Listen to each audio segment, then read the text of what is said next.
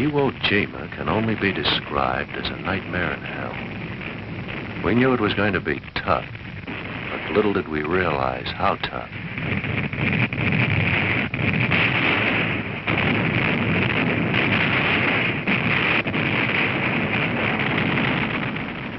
Today was D-Day. H-hour, boats in, was expected momentarily. Attention, all hands. Attention, all hands. Synchronize all watches and clocks. In 5 seconds, it will be 0650. In 5 seconds, it will be 0650. Each hour is at 0900. Each hour is at 0900. Each hour is at 0900. Number 5. And while awaiting 0900, everybody was doing everything and anything. Station 3.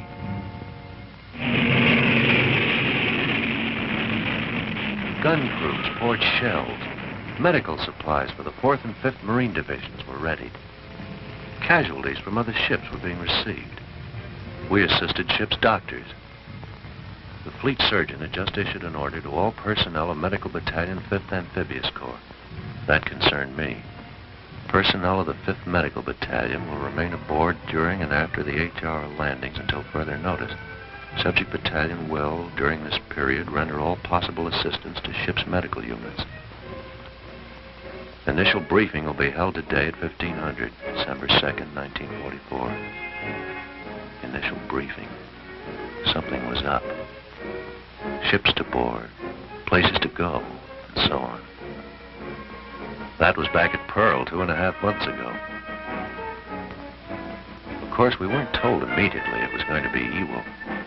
As a matter of fact, most of us didn't know where we were going until we were well out at sea sometime later. It had been the same for Saipan. Staging began.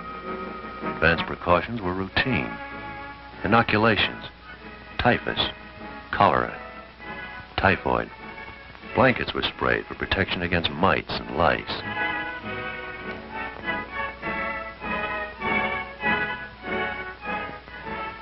Great quantities of medical supplies were ready.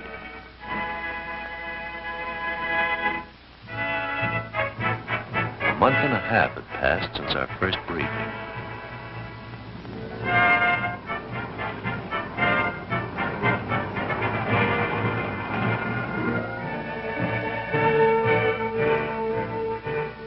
Final inspection was held.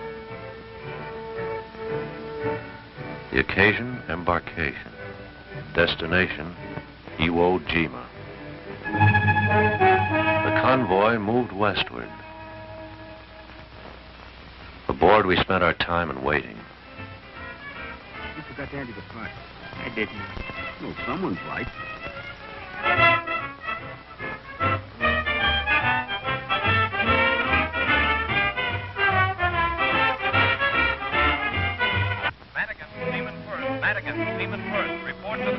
On the double. We were at sea several days when secret operational orders were broken up.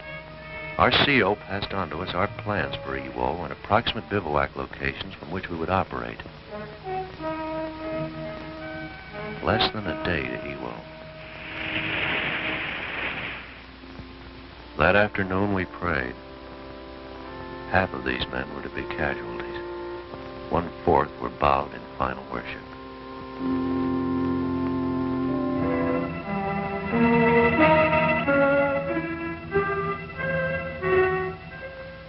Damage control party, report to your station. Damage control party, report to your station. Small boat crews, report to your station. Small boat crews, report to your station. All hands, man your battle station. All hands, man your battle station. Commence firing. Commence firing.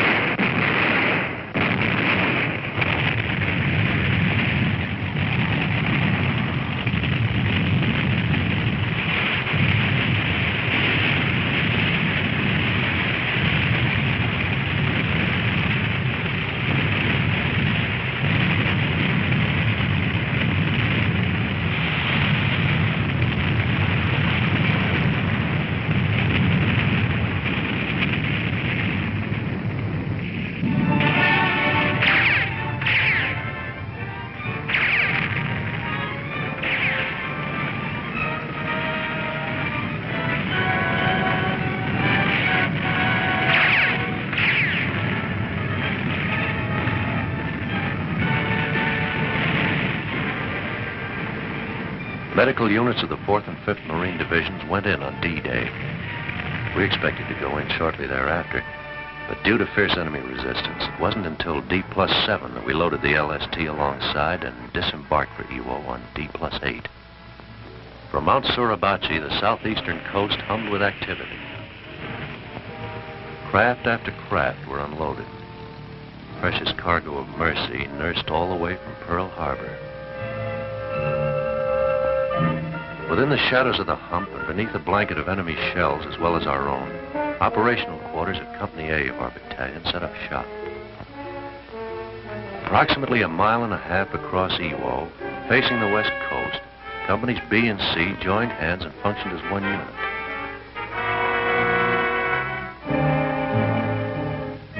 "2,200 yards north, the 3rd, 4th, and 5th Marine Divisions, comprised of 60,000 men, were pitched in grim battle.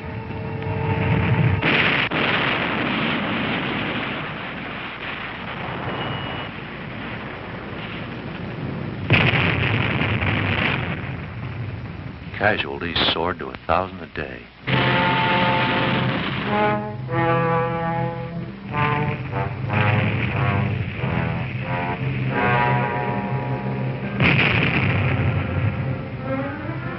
Company 8 men attached to the front line rendered immediate first aid, then marked the location of the casualty, making it easier for litter bearers to find him. The trouble with being an 8-man or litter bearer when the air's full of lead is that you have to stand when anyone with any sense is lying down and trying to disappear right into the earth.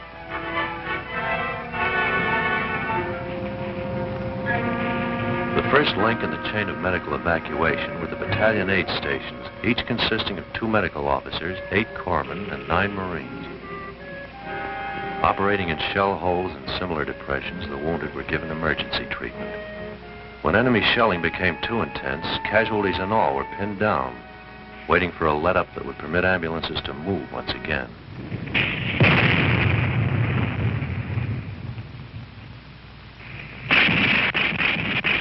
At night, the artillery was worse.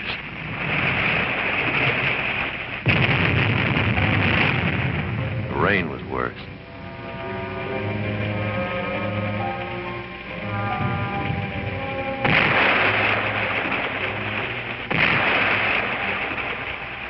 Flares undressed us. We lay in the hole and treated casualties under shaded flashlights.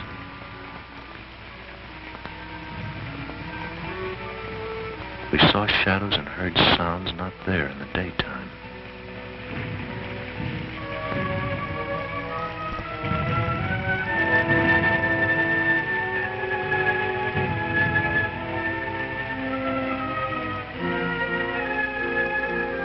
When dawn came, those of us who slept awoke swearing softly.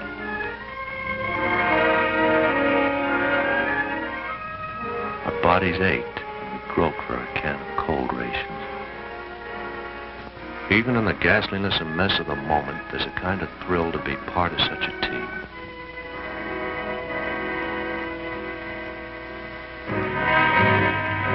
After receiving treatment at the aid station, casualties whose wounds were not serious were able to bypass rear medical units and were taken directly onto evacuation points. However, the majority of cases were not as fortunate. These were transferred in jeep ambulance to the medical company situated 1/2 to 1 mile behind the front lines.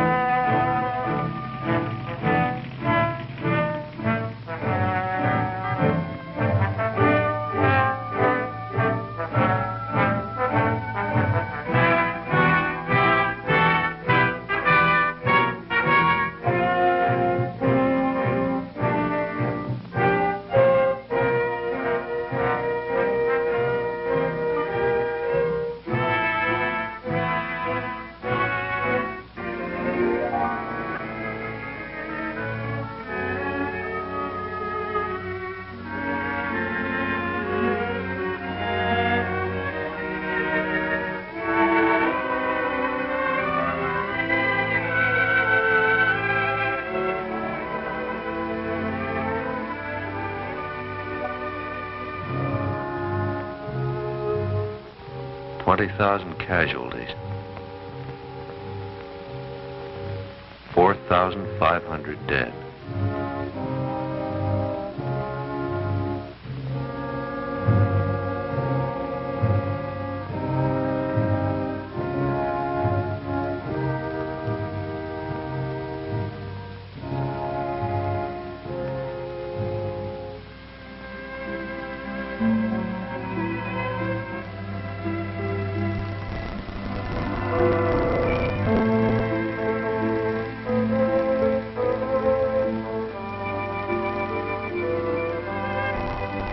As costly as Iwo was,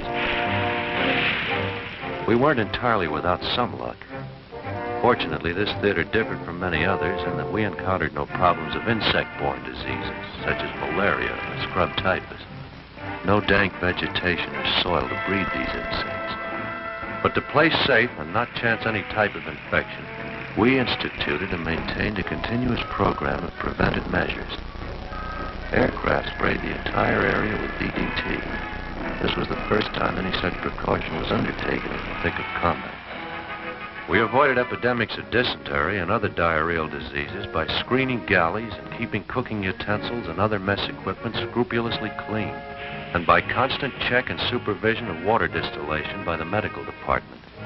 This elaborate unit was practically our main source of fresh water, Iwo having none, and what we brought in by ship was exhausted in time. And the spraying of 25,000 dead Japs with penite. The high standard of sanitation maintained on the island with the enforcement of rigid rules and frequent inspections was indicated by the fact that there were no outbreaks of disease. From the great universities and hospitals of America, from small and big-time practice, from the Navy's medical schools and from industry, came the men, the equipment, the supplies that made possible the survival of 98% of Iwo's wounded.